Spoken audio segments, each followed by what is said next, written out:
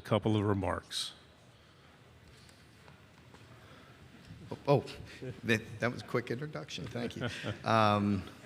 Good to see everybody. I just walked off the main stage, obviously, and as I mentioned in there, you know, everybody says it, but it's true. Really good to see everybody. I really do appreciate what you do. I see a lot of you, so many different places, and how hard you work, and all the different sports, and the travel, and everything. So really good to see everybody. It's an exciting time. You know, for us, and I mentioned it in there, but it's true, the last year or two, it's like chaos, you know, and chaos. But for us, it's like, let's get back to sanity. Let's get back to getting on the field, coaching football, and being around our players and being around our staff. And that's fun. And that's right around the corner. So looking forward to that. But great seeing everybody. Front row coach on the left. Chris Farbel, KCOU 81 FM.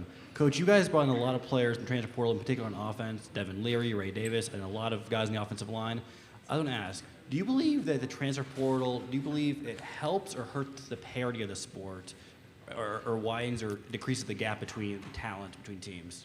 Yeah, I think at this point, you know, that's hard to say. It's a great question. I'd say probably creates a little more parity. You know, just what the good and the bad from that is we're all in the same situation, right? So if you feel like maybe you're gaining on a team and maybe they don't have the guy at the right position or a weakness, they could just go out and fix it in free agency. And so that's the bad thing because, you know, some of the teams that are competing for championships each and every year are still going to be going and getting those top free agents. So it's kind of a double-edged sword, but we've done very well in the portal. And as I say a lot, and people may get tired of it, but you know, the situation is what it is. So we better do it the best we can and worry about Kentucky and handle my backyard the best I can. Front row, right. Jimmy Himes with the Sports Animal in Knoxville. Coach, talk a little bit about having Liam Cohen back as your offensive coordinator. And has he brought any new wrinkles from his first stop? Yeah, it's really great having Liam back. I think the big thing for us is the familiarity is there. You know, he knows what to expect from me. I know what to expect from him. It's not always easy. It's not going to happen just because we had success before, that it's going to happen overnight. I think with Liam, you know, he brings an energy and a juice in the building that's important, and a belief to our players. And I think even more so because you did see that first year, you know, when I hired him, he was kind of a relatively unknown. He hadn't been in that situation yet and called plays at that level and at the SEC level. So the fact that he did that and had success and went on to the Rams and then comes back, I think the confidence level from our players, from our team, from the organization is higher than it once was. Left side, second row. Coach Stoops, Jamal Kennedy, WSFA 12 Sports in Montgomery, Alabama. Alabama comes to Lexington this fall in November. Just curious in your thoughts, the excitement around hosting that team. You know, the last time you beat Alabama, of course, was in the 90s, but it did come in Lexington. I think, you know, that's one of those situations where it's such a long way off, but we have great respect for the history, the tradition, especially the teams on the West that we don't see much that do come in there. That's part of it. That's part of the argument, right, with creating one division and rotating them and all that. So I think that's a fair question. We have so many games before that. November's a long way off. But, you know, certainly, you know, the respect is there for Alabama, and the fact that they're coming to your stadium, it's there. It's part of the schedule. It's good for season tickets. It's good for all those things. But for us, there's a lot of work to do in between. Right side, front row. Chris Williams, CBS Oklahoma. Coach, what do you think it'll be like for you the first time you take the team to Norman, and who do you think Bob will be pulling for when that day comes? Yeah, that'll be definitely a strange feeling. You know, the last time I was in Norman, I was the defensive coordinator, and we were playing them, and it was my first year, our first year at Florida State, and it didn't go so well. So I don't have such fond memories of that. So, of course, a year later in Tallahassee, it was a much better game, but in year one there at their place at that point in time wasn't much fun.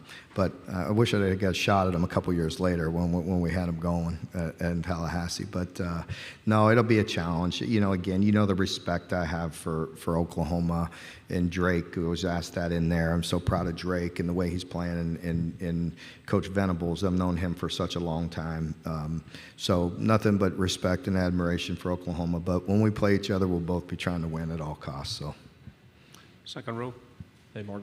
Justin Rogers now heads to Auburn. What kind of a player does he bring to that program? And I guess how difficult are conversations like that when a player comes to you and decides to transfer? And kind of what was the crux of that conversation between you and I'd him? like to keep that private, but I think the world of Justin. I really do. I love him. He's a great young man and a great player, and he'll do well. And I think we're all on both sides of that, and so I have nothing but good things to say about him, respect, and he'll do very well. And, so I wish him well. Left side, third row, and then pass it one over. Okay. Coach, what's the transition been like on offense with losing Will Levis, a guy that's been with Kentucky for so long, and moving off a guy like that? How's the offense going to look? Is it going to be different? Well, it'll be different. We have a new coordinator. I think the big thing, with Will, you always hate to see a great, a pro, a guy that's that talented move on. But as I always say, no matter who it is, you're just excited for the next guy, the next opportunity, who's going to step up and what's he going to do. But we have a new system, so things will look different, and we have a lot of confidence in Devin. Third row. Coach Nick Brooks, WTY in Dothan. Last year, you referred to John Summerall as a home run hire for the Troy Trojans. Have you kept up with their season last year? I know they went 12-2. I was right, right? Have you had any conversation with Coach Summerall since then, and what was that conversation like? Yeah, I keep in touch with John and was asked about it in the other room as well. But no, just very proud of John and think the world of him. He's a great coach, and I was asked about it in there, about him and some other defensive coaches that I've hired, with knowing that they were coming in as a position coach, but ultimately going to be a coordinator or a head coach. In his case, he went right to being a head coach and doing it well. So I knew you had a great one in that hire, and he's doing great things, and nothing but happy for him. Front row on the right. Mark, what's impressed you most about Devin Leary? I think just his work ethic, his attitude. You saw the talent on film. You knew what you were getting. Very good football player, but I just really like him as a young man. The way that he's coming in, trying to earn his way, earn the players' respect, coaches' respect. Some guys come in and it's just nice to see him kind of finding his voice, finding that leadership role, and kind of commanding that through time. Doesn't just happen overnight. And I think he just wants to put his head down and lead and be a great quarterback and lead that offense and help us win football games. Athletically, do you see similarities between him and Will Levis? I do. I see both of them creative at times in the pocket, and in their ability to, I think last year was different for Will. Certainly once he got injured, his ability to scramble and just, that comfort level wasn't there. He was playing with an injury. But, prior to that, both of them have that ability to escape and elude pressure, to either get the ball down the field or get some tough yards with their feet, whatever they have to do. Front row. Hey, Coach, great to see you. Good to see you. AP Stidham, AP and Kelly, as we see at Syndicated Radio. Coach, can you tell us about your wide receivers, some of your young wide receivers this year? Yeah, I think, last year you saw that, and Dane Key and Barryon Brown, two freshmen, that really, had a big year for true freshmen. We need to see their growth, and we need to see some other guys step up. Tavion T-Rob in the slot position really has that ability. We need him to continue to improve. A guy by the name of DeKel Crowdis can really run, has some great top-end speed.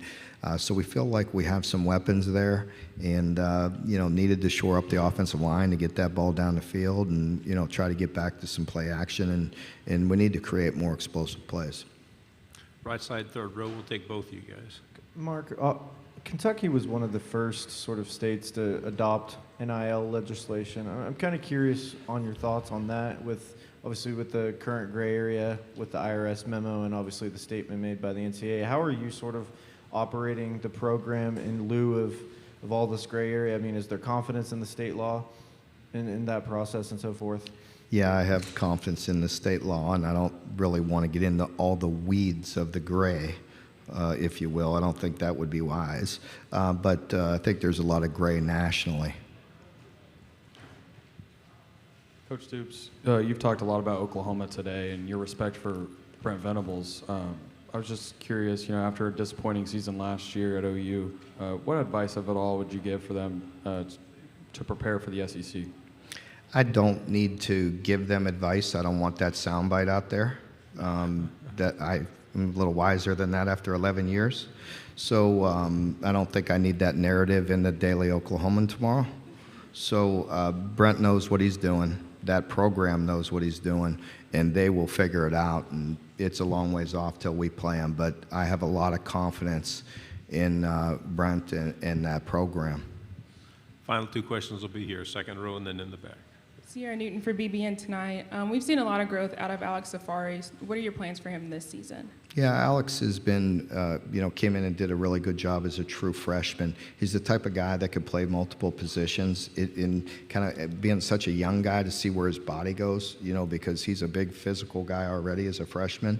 But he has some unique skill sets, and he's just a very good football player. So we just need to continue to work with him, continue to play him at the position where we did a year ago at the nickel position a little bit, but also safety, and we'll see where it goes with him because he's talented, but again, he's young, and where's his body going? I mean, some guys gain 10, 20, 30, 40 pounds. You just don't know where it's going to go, but he's a good football player. Final question. Dan Peck, ESPN 106.7 in Auburn. Coach, when you got to Kentucky, Hugh Freeze was the head coach at Ole Miss. Now he's back in the SEC at Auburn. Your relationship with Coach Freeze and your thoughts on his return to the conference? Yeah, I was happy to see Coach back. He and I back in his first go-around used to play a little golf prior to our SEC meetings over in the spring, and we talked about getting that back together again. But no, he'll do a great job, and good to see him back.